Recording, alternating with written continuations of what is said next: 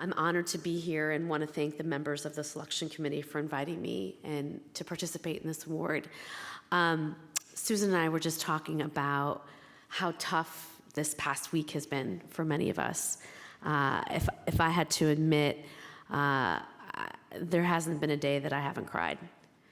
I spent the past 2 months of my life stumping for Hillary, and the past 20 years of my life watching her, learning from her, hoping to be her one day. Talk about the biggest girl crush you've ever had. And I've spent the past 2 days embedded in a girls' school in Virginia where we cried and laughed together. And I'm so grateful to be here today because to celebrate and honoring you, Bonnie, is just a resolved commitment that the future of leadership is still female. So congratulations. I spend my life running a movement to teach girls how to computer program. Full disclosure, I am not a coder. I majored in poli-sci in speech communications. Both my parents were technical. My father would ask me, what's 2 + 2? And I would say 5. So you can say he gave up on me. I found myself dedicating my life to this issue through politics. In 2010, I had watched my mentor, Hillary Clinton, give her first concession speech. And in listening to her, she had this line where she said, just because I failed doesn't mean you shouldn't try too. And I literally felt like she was speaking to me. So I walked into my boss's office, and I was working in finance, and I quit. And I decided at age 33 to run in a Democratic primary against an 18-year incumbent because I thought that was a great idea. I had like a 1% chance of winning a 1,000-page policy book. I remember the only thing my friends and I knew how to do was build a website, and we built one. And we raised $50,000 from Indian aunties that were just so happy an Indian girl was running. But it was the best 10 months of my life. I lost. I was broke. I was humiliated. I had pissed off everybody in the Democratic establishment. And I didn't have a contingency plan. But on election day, as I went to bed that night, the faces that I kept seeing over and over again were actually the ones that I had never met on the campaign trail. Because you see, when you run for office, you end up visiting a lot of schools. And I would go into their robotics classes and their computer science classes, and I'd see hundreds of boys clamoring to be the next Steve Jobs or Mark Zuckerberg. And I thought to myself, where are the girls? And this question of where are the girls started as a question and became my obsession because it didn't make sense to me, right? At a time where women were the majority in college, the majority in the labor force, 40% of all American breadwinners, where were we in this industry that was shaping our collective future, technology? And as I dug in, I realized that, women were once there from the beginning. The original pioneers of computer science were women. Ada Lovelace, ENIAC women, Grace Hopper. In the 1980s, 37% of all computer science graduates were women. If you went into any gaming camp in the 1980s, there'd be half boys and half girls. And then something happened. And today, only 18% of women who graduate of those who graduate in computer science are women. And that matters to me.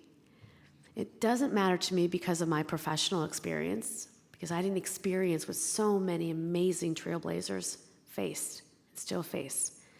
It matters to me as an American because you see, I was the daughter of refugees, had a job since I was 12 years old.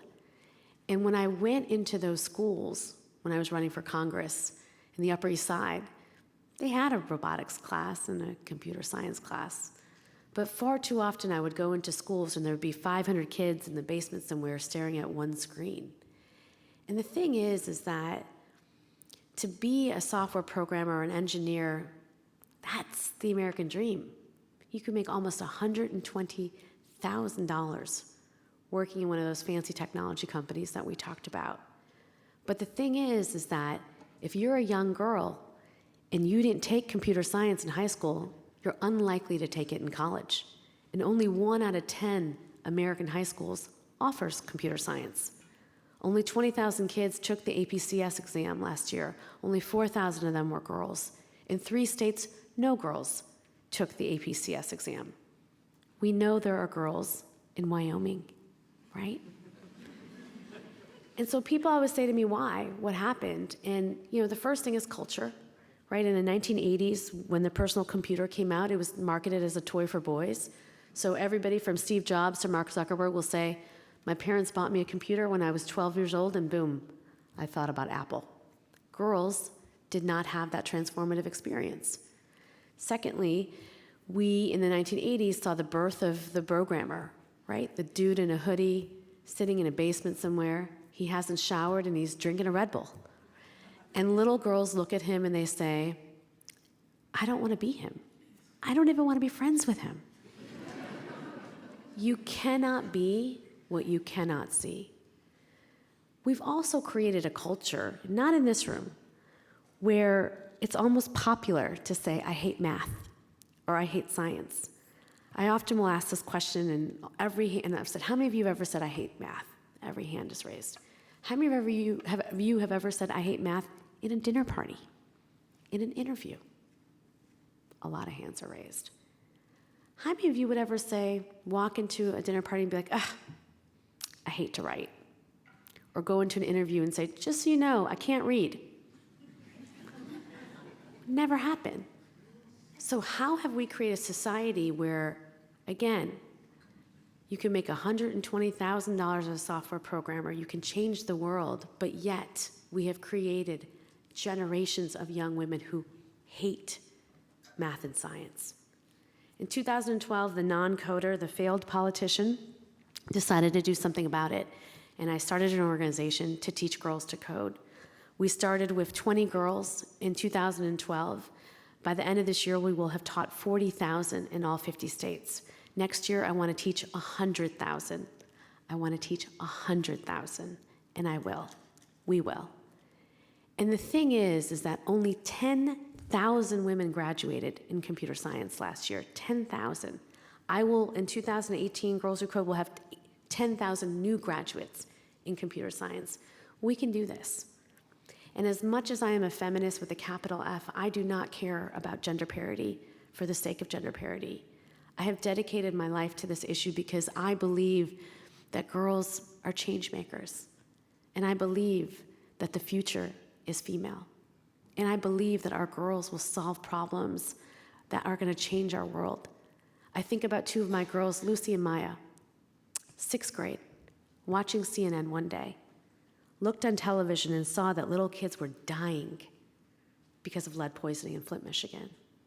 So they, 6th graders, decided to do something about it and built an app to help educate folks in the community about the dangers of lead poisoning. A group of my girls were so frustrated that Congress couldn't get it together and pass funding on Zika, they decided to build a machine learning tool to help track where Zika is going. 16 years old. Cora, 5 years old when her daddy got diagnosed with cancer. She decided that she was going to save her father's life by becoming a doctor. And it wasn't until Girls Who Code that she saw the connection between computer science and medicine, where she built an algorithm to help detect whether a cancer is benign or malignant. She's 15. Girls can change the world. If we want to solve climate change, teach girls to code. If we want to find a cure to cancer, teach girls to code. We have girls that are learning how to computer program in homeless shelters in Dorchester, Massachusetts, to clubs in Scranton, where maybe their father worked in the auto industry, lost his job, their home has been foreclosed on, and there's been a divorce in the family. But she is actually learning technology to lift her family up into the middle class. We see it happen every day. We can do this. And it is so important for us and girls in my community to have role models like you, Bonnie, because we can't dream of what the future looks like unless we see ourselves in you. So thank you so much for being a role model for countless young female scientists. Thank you.